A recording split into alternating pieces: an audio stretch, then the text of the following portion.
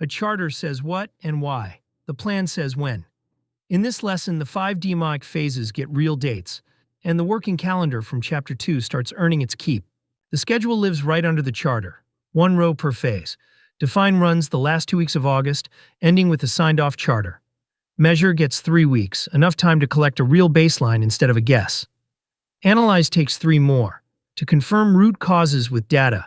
Improve is the big block, 5 weeks through October, piloting the new triage flow. And control closes it out, 6 weeks to prove the fix holds, ending December 18th, with a dashboard and a handoff. Inside the Q4 promise we wrote into the charter. Now open the Plan tab. Sign-offs come first. Every phase has a toll gate, an approval slot that only project leads can record, with an audit trail everyone can see.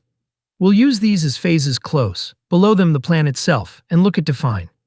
50% already. The charter counts for half of the Define phase, and the platform noticed we finished it. The other half is Voice of the Customer, next lesson's work. The shaded columns in the chart are non-working days from the calendar and settings, and there's Labor Day in the first week of Measure. And the table reads plainly, 11 days for Define, 3 weeks each for Measure and Analyze, 5 for Improve, 6 for Control. Dates on a calendar everyone can see. That's what turns a plan into a commitment. Next lesson, the team. Alex stops working alone. See you there.